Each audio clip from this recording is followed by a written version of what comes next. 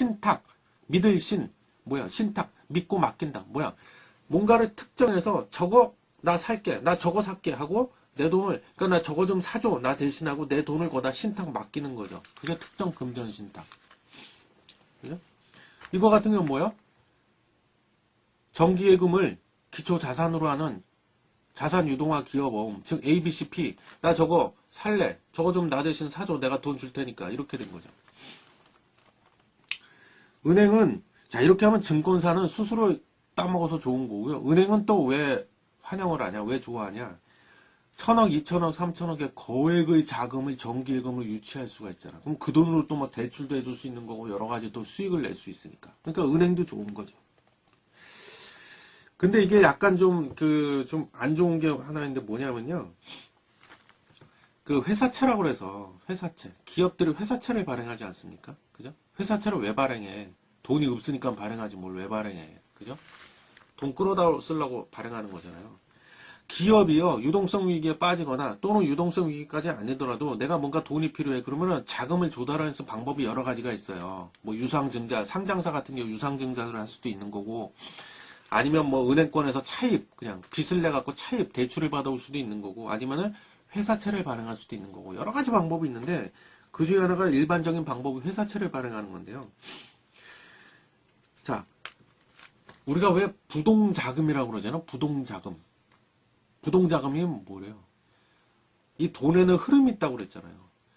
근데 이게, 이 돈이란 거는 계속 사람으로 치자면 그 혈액순환 되듯이 계속 막힘없이 잘 돈이 돌면서 끊임없이 그 돈이 어디로 투자를 하면서 그래서 그쪽에서 투자가 활발하게 일어나서 그 투자받은 쪽에서는 뭐 기업이 됐든 투자받은 쪽에서는 그거를 또 토대로 해서 뭔가 생산성을 늘려서 계속 뭔가 활발하게 뭔가가 막 돌아가야 되는데 이 부동자금이란 건 뭐냐면요.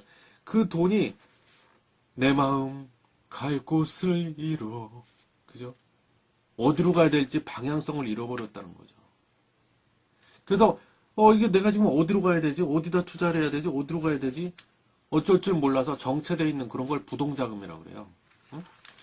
근데 이 부동자금들이 여기 그래서 헤드라인이 나왔잖아요. 단기자금 빨아들이는 블랙홀이다. 전부 다 정기예금을 기초자산으로 하는 이 ABCP로만 잔뜩 몰려간 거야. 왜? 이게 조금이라도 금리를 더 주고 수익이 더 나니까. 그죠? 돈 굴릴 때도 없고 마땅히. 일로 몰려가다 보니까 뭐가 될 건 마찬가지죠. 이 쏠림 현상은 좋은 게 아닙니다. 한쪽으로 다 쏠려버리는 건 좋은 게 아니에요. 근데 이 회사채 시장이 이러다 보니까 다 죽어가고 있어요, 지금. 다 죽어가고 있다는 거죠.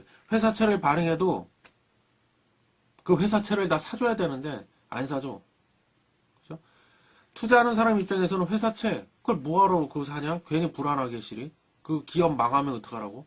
차라리 이런데 안전하게 조금이라도 더 나한테 수익을 줄 수 있는 이런 정기예금을 기초자산으로 한 A, B, C, B 이런 걸 사지 내가 미쳤냐? 이렇게 되는 거죠.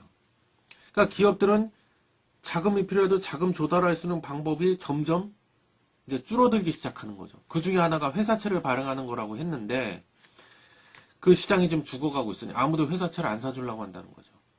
그죠? 그래서 이게 안 좋다는 거고요. 또 한 가지 이게 좀 이렇게 되면 좀 위험한 것 중에 하나가 또 뭐냐면요.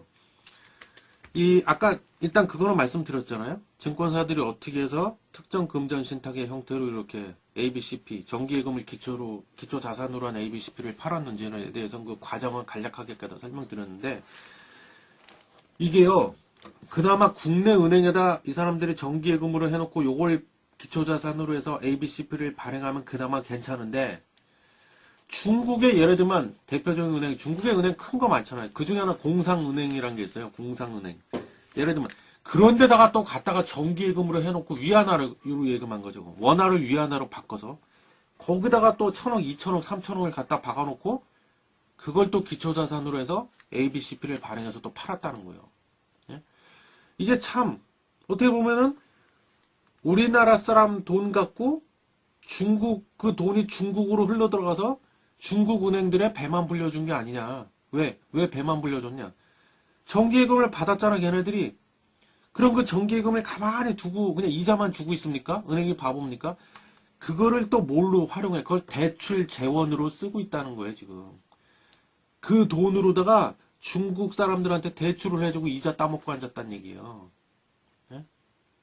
야, 이게 참, 제가 뭐 엄청난 애국자는 아니지만 좀 화가 나네요. 그죠? 또 하나는 뭐냐면요. 자, 보통 아까 말했지만 정기예금을 2천억을 맡겼다 그러면은 은행에다가 정기예금 보통 만기가 있죠. 정기예금이란 건. 보통 1년 만기짜리로 많이 맡기고 근데 이걸 특정 금전신탁 형태로 해서 ABCP도 기업 어음이라고 그랬잖아요. 채권의 일종의 채권 받을 돈, 채권. 만기란 게 있습니다. 근데 그 만기가 보통 한 달에서 길어봐 6개월. 그 정도 만기로 팔아먹은 거야, 이게. 그러면은, 자, 보세요. 정기예금으로다 내가 맡긴 건 1년짜리 만기야. 그 말은 뭐야? 1년이 돼야 내가 원금하고 이자를 다 찾아올 수 있다는 얘기잖아요. 그건 1년이나 그럼 기다려야 돼, 1년을. 근데 내가 팔아먹은 그 특정 금전신탁으로 팔아먹은 ABCP는 만기가 한 달, 심지어 한 달짜리도 있고, 길어봐야 6개월짜리야. 그럼 내가 맡긴 정기예금의 그 만기하고 내가 팔아먹은 돈을 빌려온 그 거에 대한 만기하고 일치가 안 되죠. 불일치가 나잖아. 이게 위험할 수도 있다는 거예요. 어떻게? 만약에 조기에 빨리 환매가 들어와 버리면 무슨 얘기야? 특정 금전신탁으로 ABCP를 산 사람들이 야, 나 만기까지 못 기다리겠어. 나 그냥 환매할래. 이래버리면 환매란 게 뭐야? 야, 내 빌려준 돈 빨리 갚어. 내 돈 내놔. 이렇게 되는 거 아니야. 그게 환매잖아. 쉽게 얘기하면. 응? 그러면은 이거 팔아먹은 증권사 입장에서는 어떻게 돼? 돈을 빌렸어. 팔아먹은 거는 돈을 빌린 거 아니야. 갚아. 주인이 야 빨리 갚아. 씨발로 막 갚아. 내 돈 내놔. 이러는데 갚아야지 어떻게 그럼. 근데 내가 만약에 자금이 있어. 현금성 자산이나 여러 가지 내가 자금이 있어. 그러면은 그 돈 그냥 해다가 갚아줘 버리면 되는데 환매 들어왔을 때 해주면 되는데 만약에 내가 유동성 위기에 빠졌네 또 장사가 안 돼갖고 내가 돈이 없어. 증권사에 만약에 돈이 없네. 그럼 어떻게 해야 돼요? 내가 1년짜리 만기 정기예금을 해약할 수밖에 없다는 거예요. 돈을 갚아야 되는 거 아니야. 그거 해약해서 그 돈 받아갖고 갚아야 될 거 아니야. 그죠?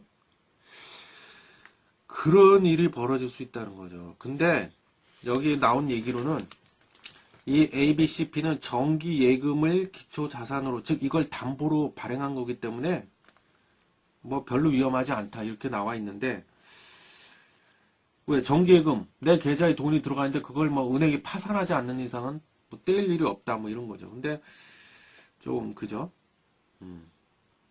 하여튼 뭐 그런 얘기입니다. 그래서 여기 보면 증권사 SPC 아까 말했죠? 페이퍼 컴퍼니 특수목적 회사를 세워서 거액을 대출해 준 거를 예금으로 둔갑을 시켰다. 그래서 예금을 기초로 ABCP 발행해서 요걸 판매했다. 뭐 이런 뜻이에요. 여기 ABCP 어떻게 발행하나 이거는 아까 제가 설명드렸던 거 그 내용이고요. 예. 자, 근데 여기 지금 신문 기사에도 마침 또 나와 있네. 제가 이거 보면서 딱 불현듯 떠오른 게요. 이게 정말 위험한 겁니다, 여러분. 이게 100조가 팔렸다는 거는요. 다시 한번 강조드리지만 ABCP도 일종의 파생 상품이라고 하죠. 자, 2008년도에 금융위기 터졌죠. 미국발 서브프라임 사태. 그거에 한번 생각해 봅시다, 여러분. 그게 왜 터져갖고 지금 6년 동안 미국에서 4천조를 풀다가 이번에 이제 더 이상 안 풀겠다고 그러고 난리도 아니었잖아요. 그동안 얼마나 세계적으로 개 고생을 했습니까? 리먼 브라더스 파산하고 뭐 그거야 까짓 거 그래 뭐 미국 회사니까 뭐 우리하고 상관이 없죠. 투자은행 뭐 망한 거야 우리하고 뭔 상관이야. 하지만 그 여파가 우리한테도 왔다는 거죠. 다른 쪽에서. 그 사실은요. 그 2008년도에 금융위기도 왜 터졌냐면요. 핵심은 원인은 근본 원인은요. MBS라는 것 때문이었습니다. MBS. 모기지 담보보증권, 주택담보대출 채권 비슷한 말인데 다 뭐예요? 서브프라임. 미국에서 한마디 미국 은행들이요. 신용도 안 되고 능력도 안 되는 사람들한테 집 사라고 돈을 무한정으로 막 대출해줬잖아요. 야, 빚내서 집 사 이러면서. 그게 서브프라임이죠. 서브프라임. 그죠? 근데 이 사람들이 갚을 능력이 있습니까? 없지. 근데 중요한 거는 뭐냐면요. 잘 들어보세요. 중요한 건 이 은행들은요 원래 대출을 해주잖아. 은행들이 얼마나 영악한 집단입니까? 바보들이 아니야. 돈을 빌려주면서 그거 생각 못합니까? 내가 이 돈 떼일지도 모르는데 저 새끼 저 갚을 능력이 있나 없나 그거 보고 빌려주죠. 그죠? 근데 부실채권이 발생을 해버렸네. 부실채권이란 건 뭐예요? 아 이거 돈 돌려받기 힘들어져 버렸네. 그 부실채권이죠. 그런 부실채권도요. 다 처리를 하는 데가 있습니다. 부실채권을 좀 손해보고 다 팔아버려. 예? 채권 유동화 전문 회사라는 데가 있어요. 그것만 또 따로 사는 데가 있어요. 예?